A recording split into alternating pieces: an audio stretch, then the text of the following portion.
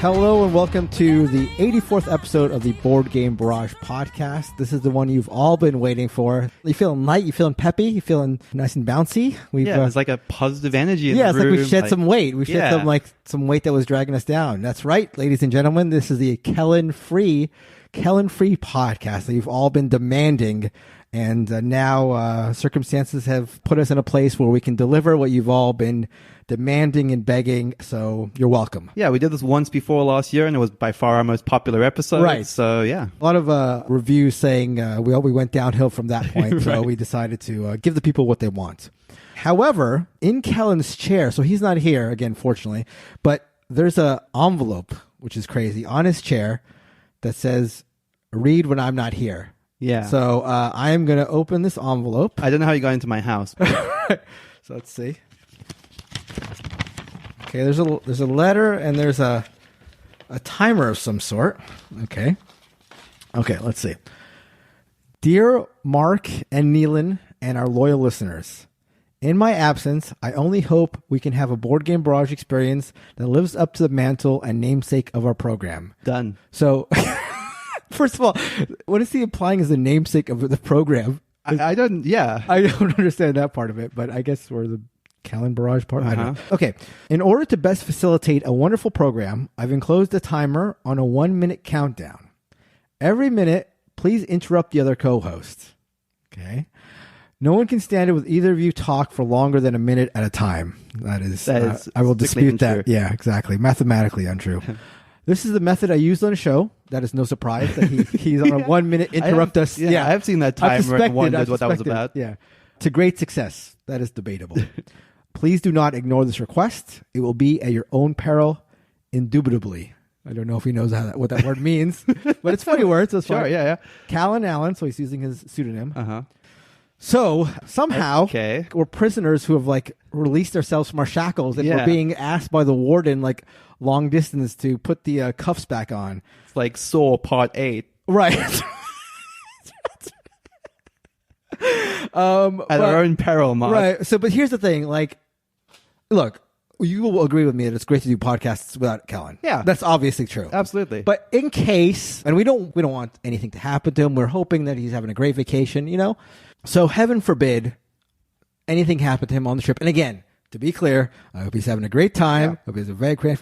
But in case this, could be his last request. Yeah. So on that basis that Kellen has been eaten by a grizzly bear or whatever, and this gulch or whatever, he's taking a vacation. Yeah. He's taking a vacation the heart of where was it? Some deep crevice or something. Something like that. The Grand Canyon. The Grand Canyon. Some deep crevice. Yep. Well, it's the deepest of the crevice. Yeah. We'll humor him and we'll go for this 1 minute timer thing. Yeah. So this is in loving memory of Kevin. What better way to memorialize Kevin? Yeah, we've already put that big name. What better way to memorialize Kellen than to interrupt each other? I feel like that's the best way to do his It'll be legacy. Like he's here in the room. Yeah. That's right. He's talking through us. All right, so we have a 1 minute timer on. Okay, so we set this up and 1 minute and go. This is already, I can tell, a terrible idea. Listeners can't see this, but I'm going to address the elephant in the room. It's not actually the elephant in the room. This is the trophy in the room. Between Neilan and I, but out of eye shot so we can see each other. But I brought with me tonight the trophy that my rec soccer team won for our league, our Monday League championship. So we just came off of a 5-3 victory. Neilan is inspecting it to make sure it's real. I'm admiring it. That's right. It's beautiful. So that's big news. But so also LAFC was there giving away goodie bags and asking people to sign up for season tickets. And inside the bag, they were handing out willy-nilly to everybody. This is crazy.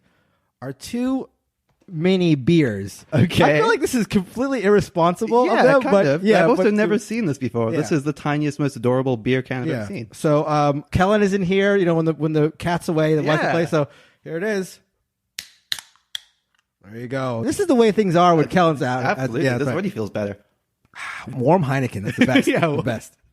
What could be better? Anyway, so on today's show, this is actually fitting because we are at a low player count. So today we're going to be talking about player counts, how much they matter to us when it comes to selecting a game for a game night, if we're particular about player counts when it comes to certain games or the games that we won't play with more than X number of players, games that are hurt by larger player counts or helped by them, what we think about games that have special rules for 2 players, things like that. Yeah, this is one of the rare exceptions where 2 people is the optimal player count. Right, exactly. So. That's right. That's right.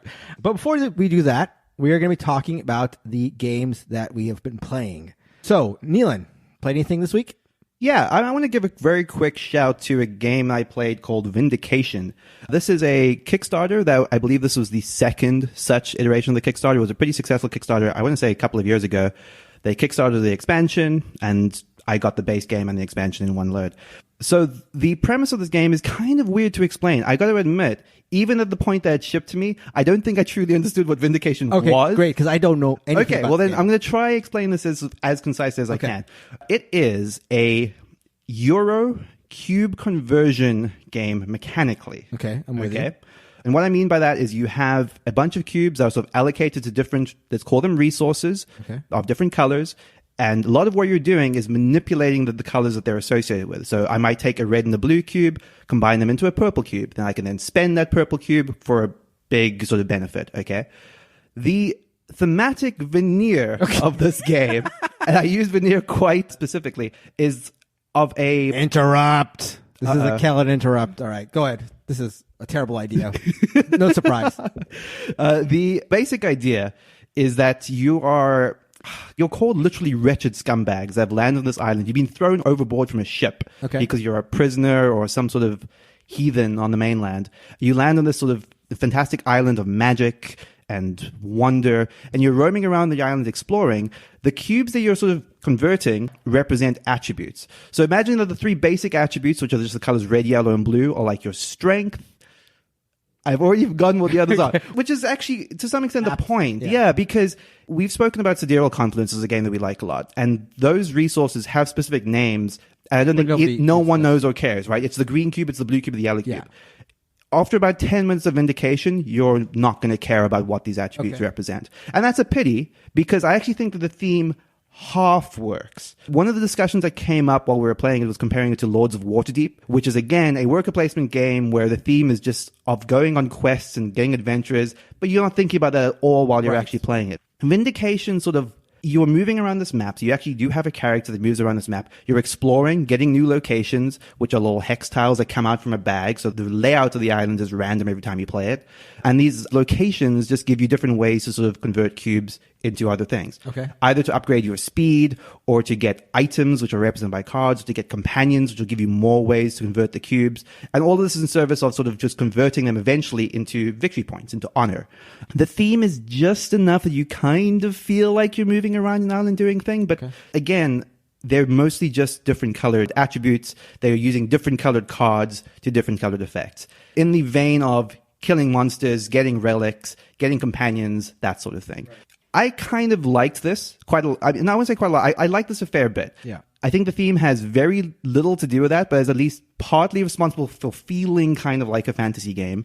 But at its heart, it's a solid resource manipulation game where you're trying to get the cards you need to effectively build up an engine, right? Because at some point I'm like, okay, if I use this guy to convert these cubes to this one, then I can repeatedly kill these monsters over and over again. And that was sort of my path to victory points at the end of the game.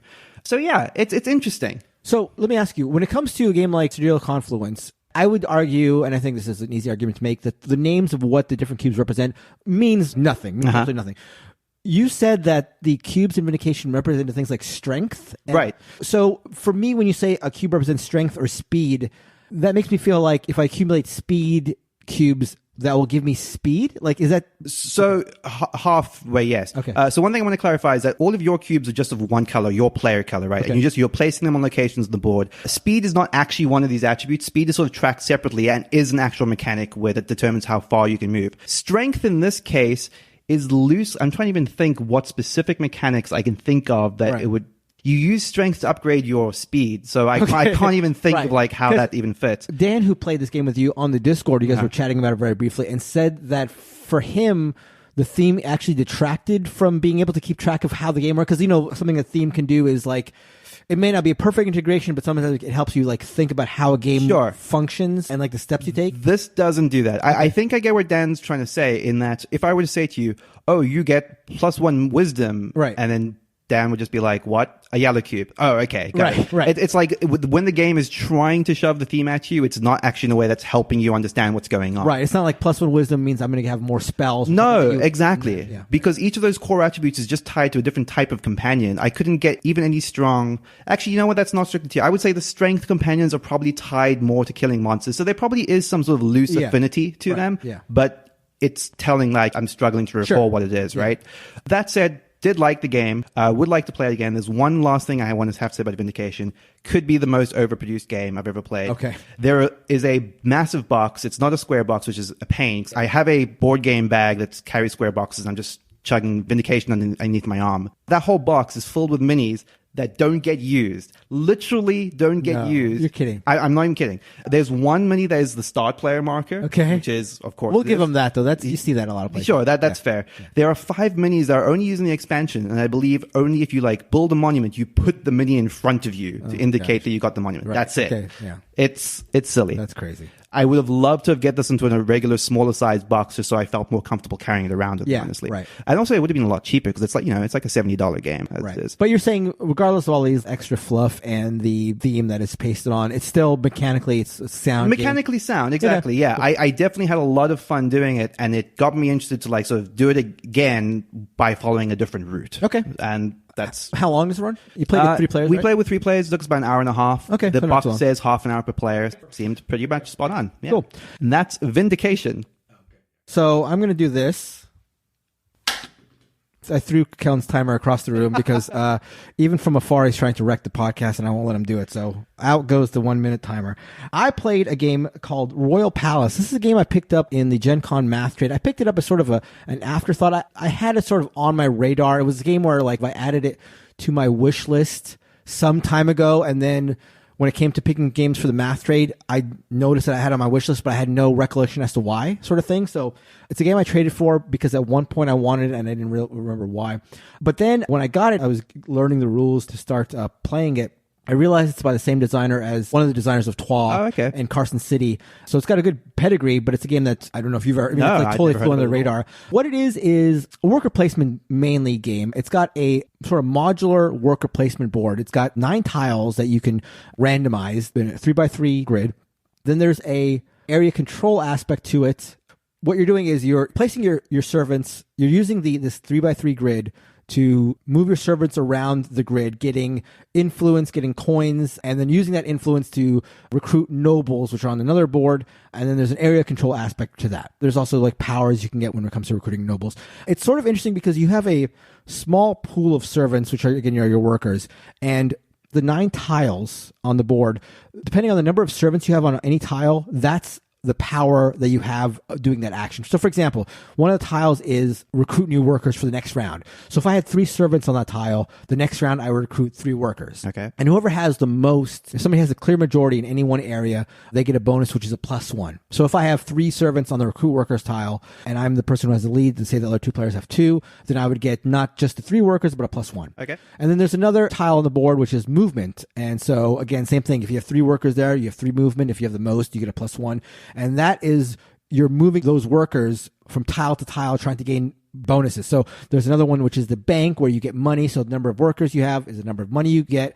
And then there are a couple other places where you are getting basically blue and purple influence to recruit the nobles. Some nobles need a certain amount of money, a certain amount of blue influence, a certain amount of purple influence.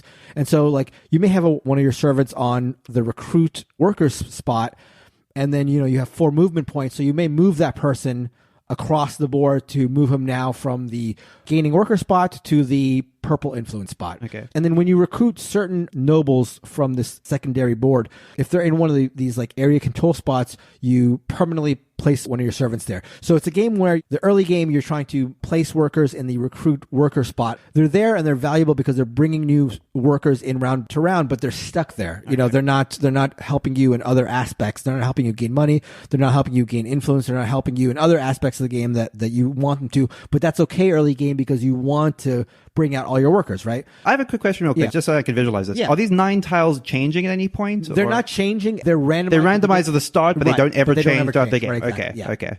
But it's sort of built very well in such a way that you don't have to play for bringing servants down early. And in fact, there's a spot which is the tiebreaker spot. This is one of the 9 tiles. And whoever has the majority there wins all ties, which is a very valuable spot because if you are the person who wins all tiebreakers and you're just tied on a number of spots, that can be a great benefit. You can start getting an extra move, an extra worker, an extra money, and it can be very beneficial. But that spot is only a tiebreaker spot. It does nothing else.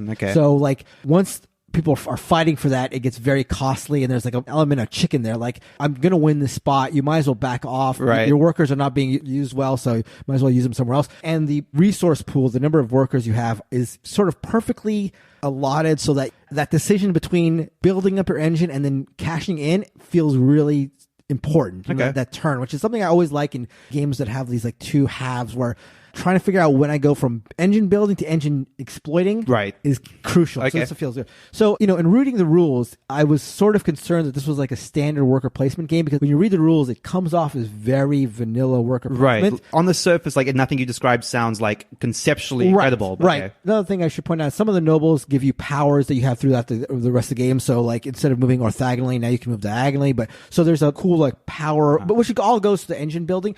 But for some reason, I just think it's one of those games where a game like Hunter Teutonica, a game like El Grande, where it sort of sounds boring, and you look at it's like an older game. This game isn't necessarily older, but it's got like the standard Euro box, Royal Palace, like exact like whatever you're visualizing, listener, is like basically what the box looks like. Just a very well constructed, solid game. So I recommend it. It's sort of hard to find. It's not super expensive if you find it, but it's a solid game. And again, the pedigree is fantastic, and you can see it comes through in the game. So it sounds like what you're describing, it's also like a relatively lightish game.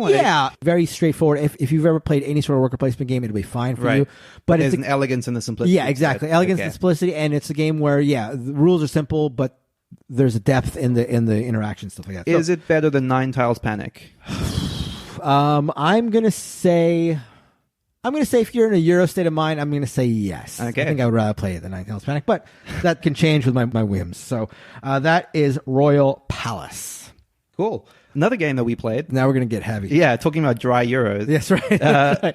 Mark and I played Throw Burrito. Okay, now much like Royal Palace, whatever you're picturing in your mind for the box cover is exactly what you think it is. Yeah, there's a little sort of cute cartoony burrito on the front that's just begging to be thrown. Yes. The box contains 2 squishy stress ball material burritos, which they were so satisfying. They were passed around like way before we even started playing the game. Like everybody passed them around. It's like, ooh, these feel great. Yeah, exactly. The premise of the game is extremely simple. So you have a deck of cards, and in that deck of cards, there are a bunch of, let's call them suits. So they're different animals, and they have silly names. Yeah, this is by the guy who did... this is the Oatmeal guy. Yeah, so this is Exploding Kitten. So the exact same, that's art style, that sort of sense of humor. Yeah, it's a little bit goofy. It's got this funny sort of cartoonish, over-the-top style to it. So the animals on the cards, there's a bunch of different types of them. You get a stack of cards at the beginning of the game.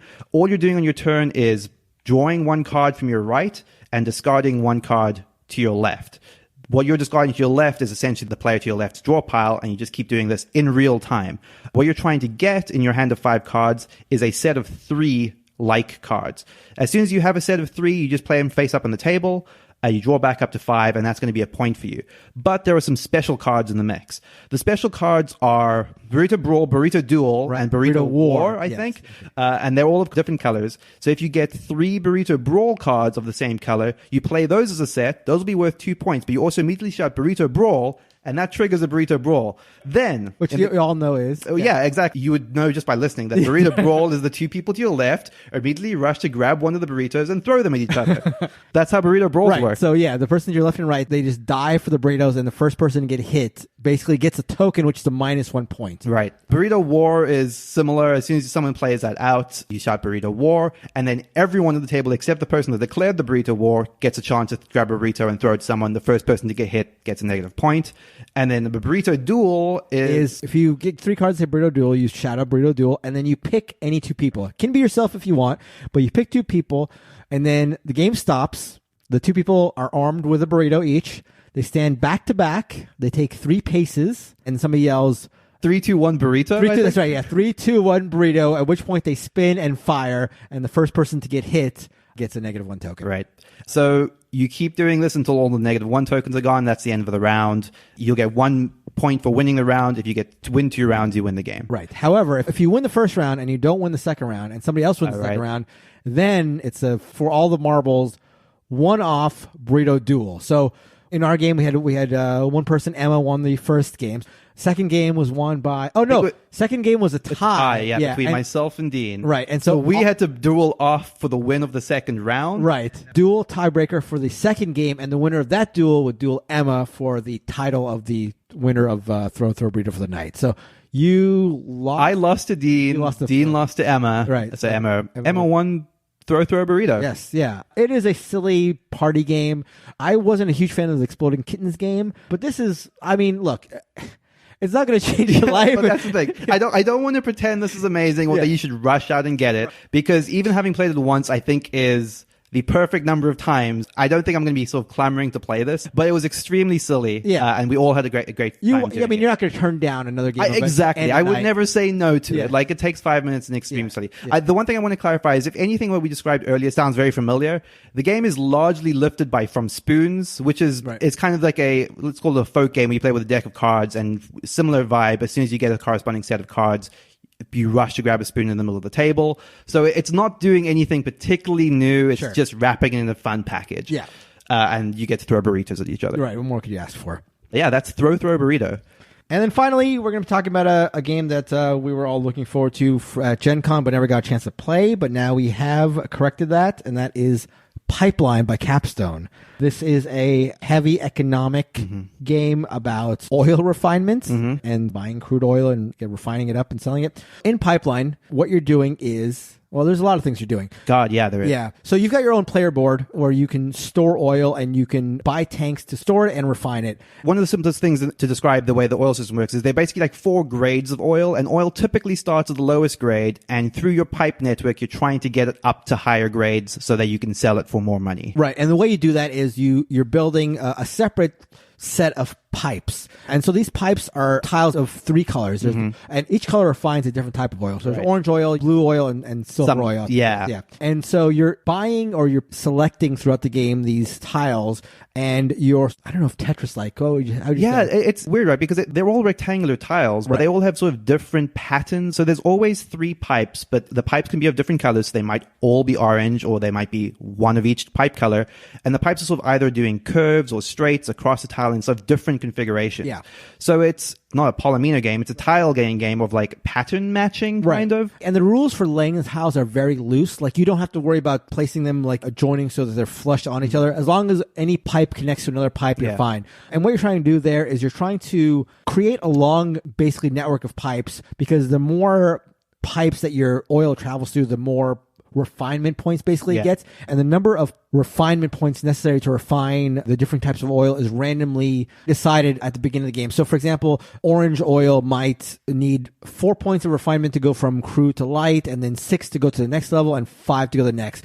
Whereas the silver oil might be like 666, so it may need 18 points to go all the way, and so therefore is a harder oil to refine. So what you're doing is you're building a pipeline that extends far enough that when you take a refinement action, it'll refine your oil as much as possible. You want to be aware of having enough tanks to store the oil, and then you want to place your one worker in such a way later to sell the oil in one of the different markets. There's also an aspect of like buying crude oil from certain markets and trying to get the best deal, and again, having capacity for that crude oil. Yeah, I mean, there's still more that's worth talking about here. I don't want to go crazy. Right, because this is, it would take forever. But yeah, I mean, there are like machines that can automate your oil production. There are a whole tree of upgrades that are crazy, because once you get to the level 3s of them, you're doing ridiculous things like saying all of your pipes just double their production, for example, or you get to take 2 actions on your turn for free, which is something you can ordinarily do by spending money, which doesn't happen very often because you have next to no money in this game. The beginning of the game is this brutal exercise in making do with next to nothing.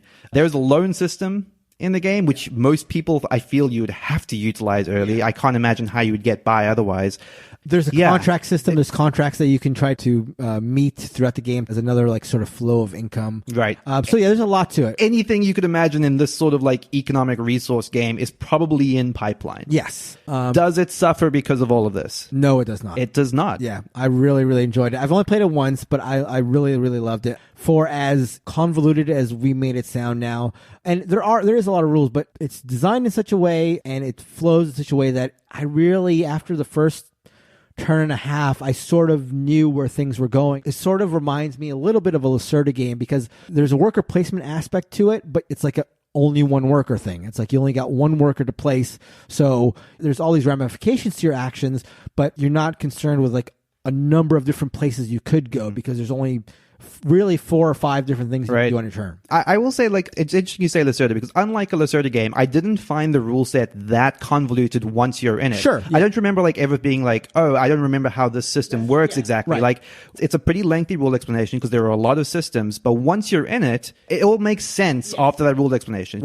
And once you're in it and you're doing it, nothing else necessarily becomes unveiled or changes over the course of the game until you start getting into like the machination side, which is like typically later in the game, but still it's pretty clean rule set for like how complex it is. And there are certain areas where the theme sort of departs from the game, like there's an aspect of getting government pipes, which is, I don't know how thematically it works out, but those parts aside, I feel like thematically it really works out because, you know, the idea of refining your oil and seeing it move up these steps and like selling it, that part really made sense. The idea that we were there to refine the oil and you got the tanks and the longer pipes meant more refinement and the higher grade oil was sold for higher. Just it's that part of it in terms of the theme really made it easier to like grasp and wrap my arms around once the rules were explained. There's something that's very fundamentally goofy about the whole pipe network thing because you build these chains of pipes that are looping back on themselves and curving around. You're like, who would ever build this in real life? But I mean, that's part of the fun of it because you look at your little pipe network and it seems absurd, but you know, okay, I know that I have one long chain and it's normally pretty clear by looking at someone's board. Oh, they're refining gray oil in like this particularly well. Right. Yeah. One particular interesting thing came up in my game, which is you described that there's this randomized element to how hard it is to refine all of the oil. We had the 7 tile, which is the highest number for all 3 of the first lower grade oil types. Oh, wow. So it became next to impossible early game to refine even from the crude oil to the next most basic level. It created this really, really constrained, hard, difficult game. And that was my first experience of Pipeline. Okay. But even despite that, even despite feeling like the game was trying to kill me, because it's also extremely brain burning, I should say, I had a great time with it. That's crazy because that seems like pretty much the worst way to play your first game. It absolutely was. And I think everyone at the table was actually borderline apologizing that we didn't just reset that. But I got such still a solid sense of how the game works, and I was so ready to play it again. Cool. Awesome. Yeah. That is Pipeline by Capstone Games. We both really recommend it. It's great. So before we move on to talking about player counts, let's take a moment to read a review. This review comes from Watoop from the UK. I would have loved if we had a review from Kellen at this point. This podcast is terrible. So Watoop writes, I've tried so many podcasts on board games, and this is quite simply the best there is. Beautiful. 3 guys on a couch just talking about games, no tangents, not many anyway, great analysis and knowledge, and a nice line in dynamics, friendly back and forth, but you can tell they love each other really. Oh. Yeah. And it's all over in less than an hour. Their Discord channel is also super friendly too. If you're interested in board games, just subscribe. You won't regret it. Beautiful. Yeah, that's fantastic. Yes, thank you so much, Watoop. That is a great review. And if you want to be read on the show, or if you want to be a nice listener and give us a review, we would very, very much appreciate it. You can review us on Apple Podcasts or wherever you find our show. And and join our Discord as Watoop was talking about. He practically did it for us, but exactly. I feel like it's been a theme. Like people have been selling our Discord without us needing, but for a very good reason, because it is a great chat. One of my highlights of my days, like if I ever have a lull in my day or just like time to kill, I check our Discord out, and there's always some chat about dogs or board games or whatever, beer. Well, that's the thing I wanted to say is that like it's branched into so many other things. Yeah. We got a video game channel. There's a sports channel. Yeah. So, I mean, we're not just talking board games, but when we are talking board games, you're talking with people that obviously know their stuff, are eager to help, are friendly. Yeah. We have like very heavy chat, but we also have a lot of people who are new to the board game scene who are looking for recommendations, and people there have been great in helping people out. So it is a great Discord. You can find that at boardgamebarrage.com/Discord. So let's dive into the main topic of the show, player counts. The first question I had when I was thinking about this is, and maybe this is a weird question, but this is something I do.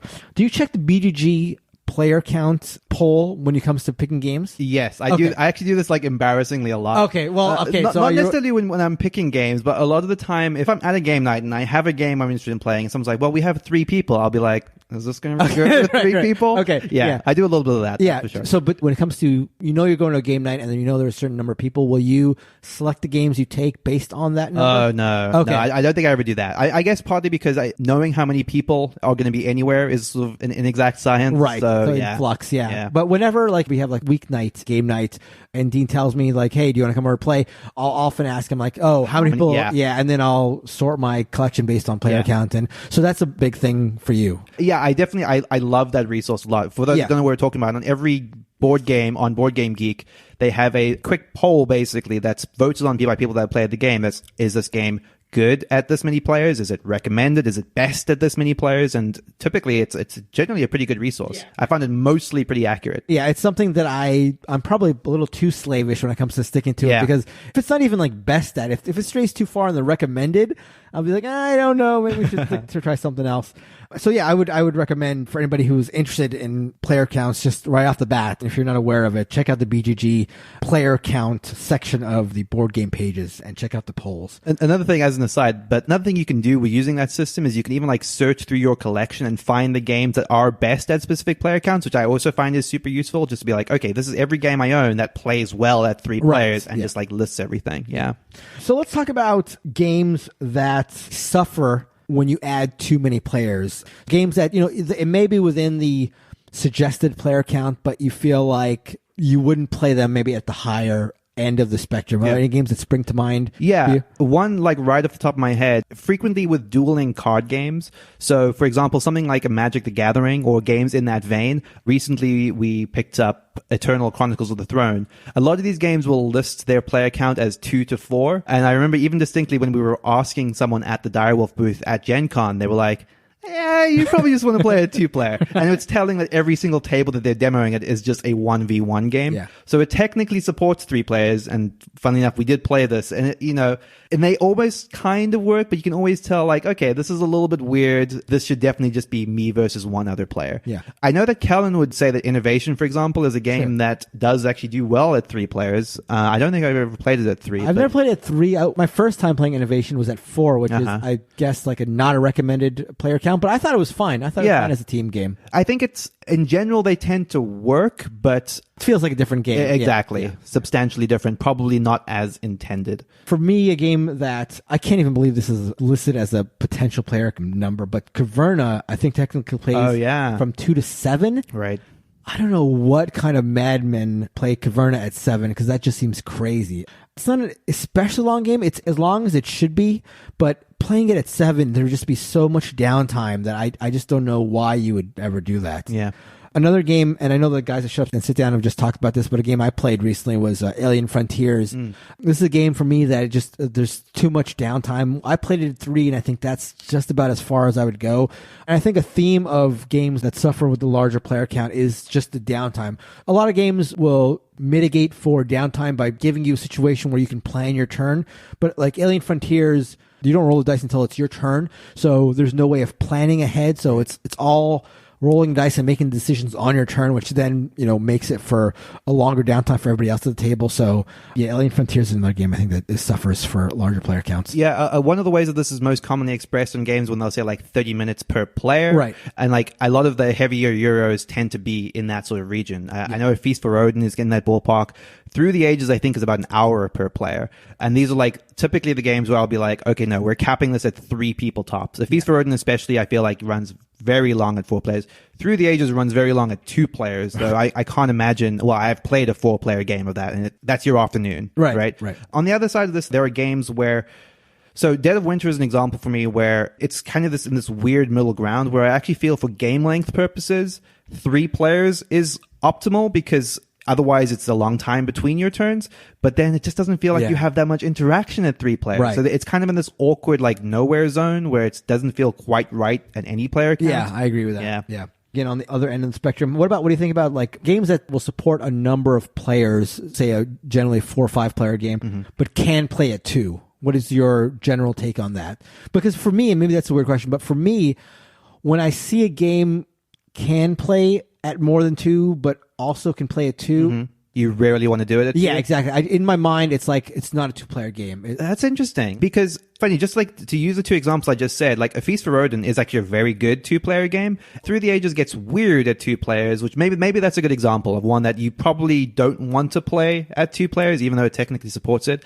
That said, I guess there are a bunch of games there, just like looking at my shelf right now. I remember playing Quacks of Quedlinburg at 2, and it's just this weird thing where you're just like, because you're competing with one other player, it feels weird. It feels like it changes the game from like a game where there are like decisions to be made and like things to consider to like a zero-sum thing. Where it's like, where you take this and I'm going to take that, and it becomes like a push and pull. That's not always the case. There are games that I think are fine at 2 players, games like Azul. Again, it's also zero-sum, but it's a game that I would play at 2. I think that's like a very important point because there's something about being the losing player in a 2-player game that feels substantially worse than being the losing player in a multiplayer game, right? Which is, if it's just like, okay, like I said, zero sum, if I'm going down, then you're benefiting off me losing and so on, and just repeat until the end of the game. Right. So, but for you, when it comes to games that play multiplayers, you'll play them at 2. What about games that have like 2-player variants?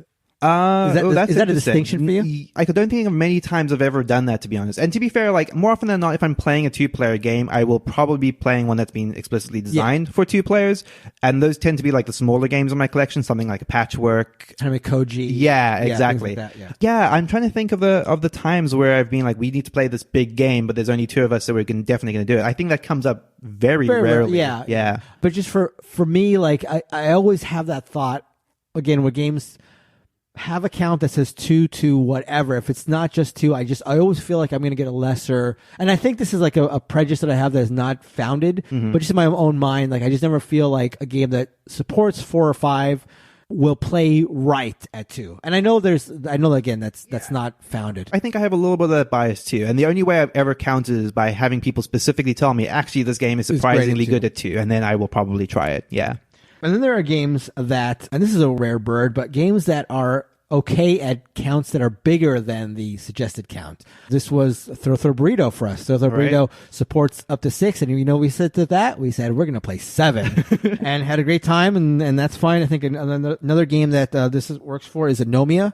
I think Anomia is supposed to play up to 6, but I've played 8-player games. Anomia, you just need more cards, and you're fine. I'm always surprised when people put that restriction in the box, especially for something like Throw Burrito. Like they tested it at 6. They're like, you know what? This is the cutoff point. It's no fun. The whole game breaks down at 7. Yeah, exactly. Right.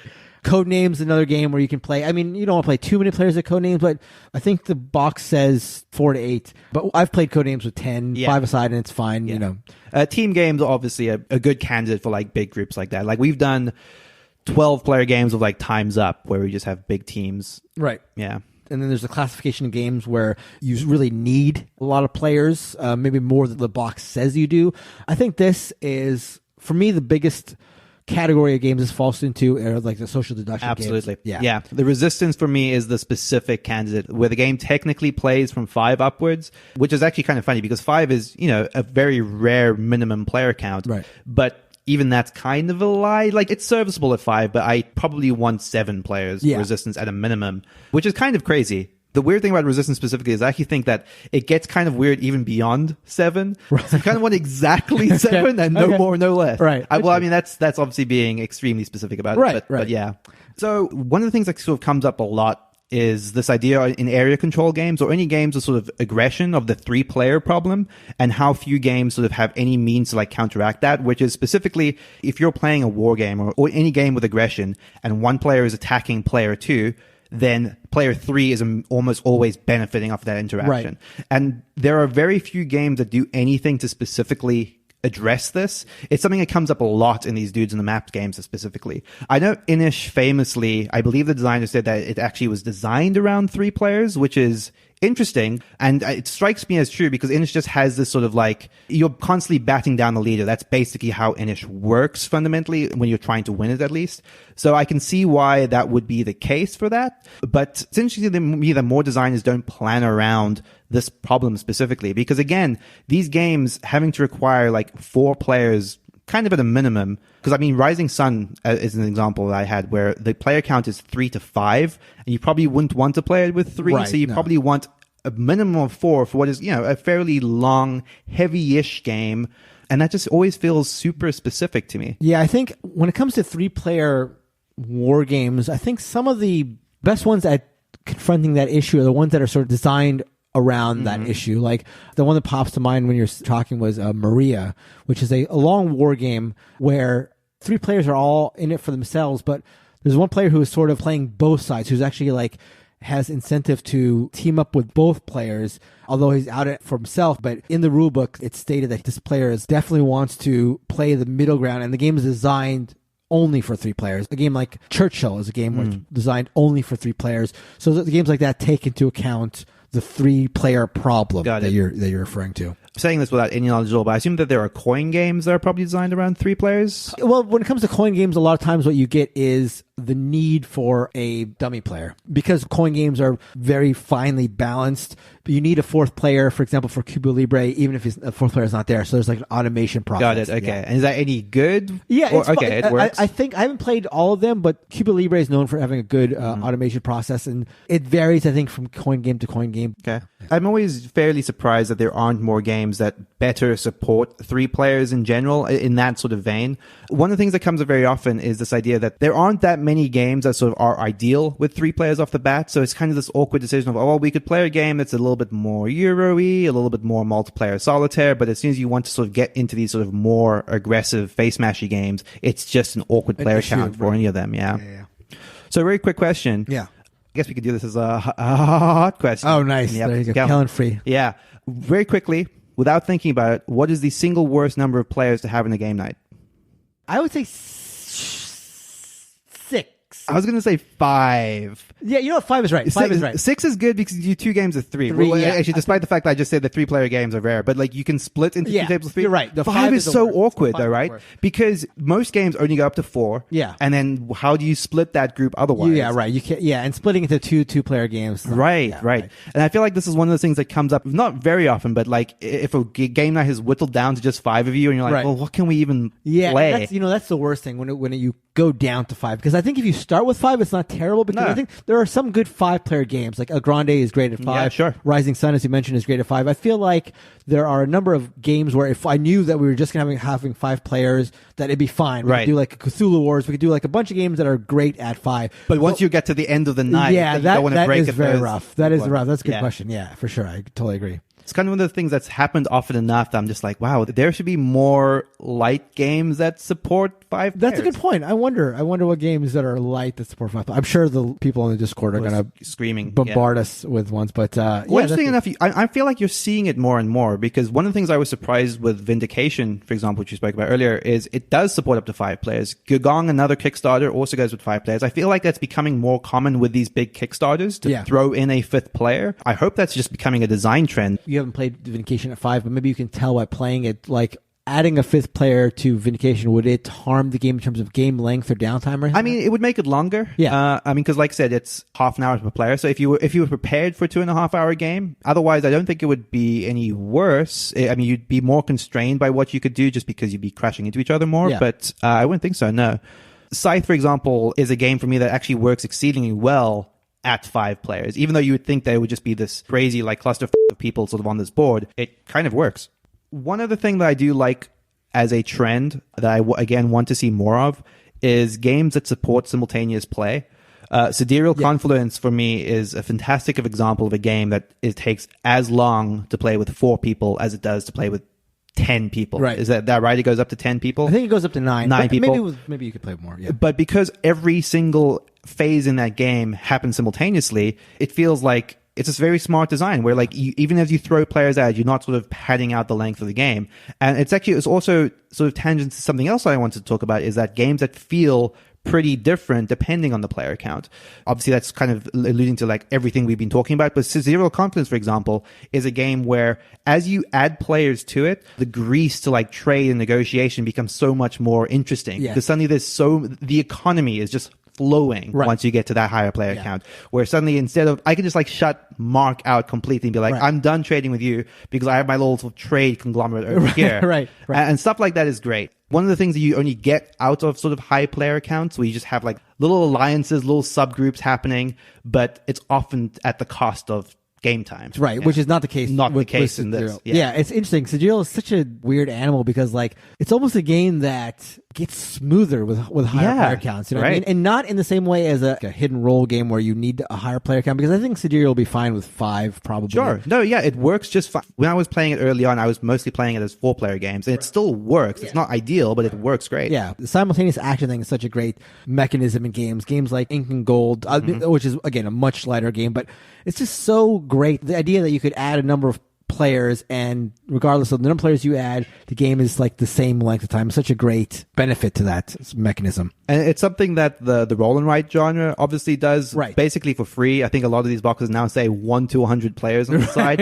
Actually, come to think of it, there was a Gen Con game of 1,000 people playing Tiny Towns that I saw about. Yeah, I don't exactly know where that was happening, but that's incredible. Yeah, that can happen. That is a mechanism that, like you said, I would love to see more of. Yeah, absolutely.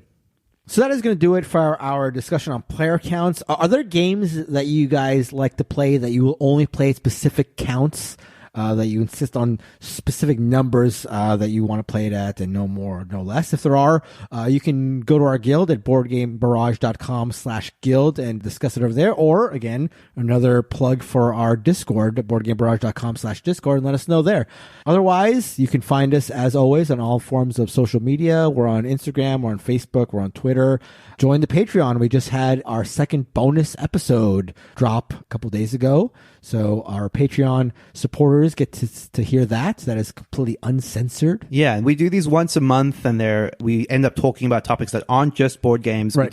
We talk about board games a fair bit in them as well, but we're also talking about video games or shows we've seen or movies. Yep. So it's like a little sort of peek behind the scenes, also like stuff we have coming up. Yeah, the Patreon's a fantastic way to support us. Thank you so much to all of our Patreon listeners. Thank you as always for that. And also our patrons right now are voting on the games that we must cover for the next couple of months. So that's another nice treat for all our Patreon supporters, and I'm hoping they're going to make us suffer. I don't know if you've seen it, but I'm excited about I don't want to say what it is, but I'm excited about what the current winner is. Yeah, but my problem is the games they're voting for, again, our listeners are so nice that they're voting for really cool games, but there are a couple of like games that I think are probably clearly not so great that are trailing far behind that I really wish could make a push, because I just want to play like something culture. Yes, exactly. So, but no, their listeners are too good. You'd expect nothing but the best from them. And as Neilan and I toast to another fantastic episode of that, Kellen, we are going to call it for the night. As always, thank you to Heart Society for letting us use the song "What's on Your Mind, Kid." That is the intro and outro to our show. And unfortunately, the next time you hear us, it'll be with the other one. Yeah, he'll be back. Yeah, you guys can just play this over and over again. You know, just listen to this on a loop. Listen to the next episode, because we need those download numbers. So definitely listen to the next episode. But keep this one. Just star it or do whatever you need to do to keep it handy. Vote with your iTunes. That's right. That's right.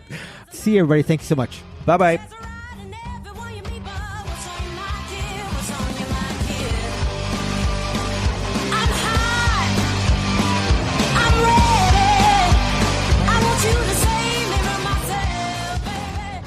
Well, actually, we have two options we can go here. Okay. There's one that just keeps talking about Kellen, which could be funny to do now. And then there's one that's just it's more generic, but cool. So it's the two that are unchecked. It's like the check boxes on the right-hand side. Okay.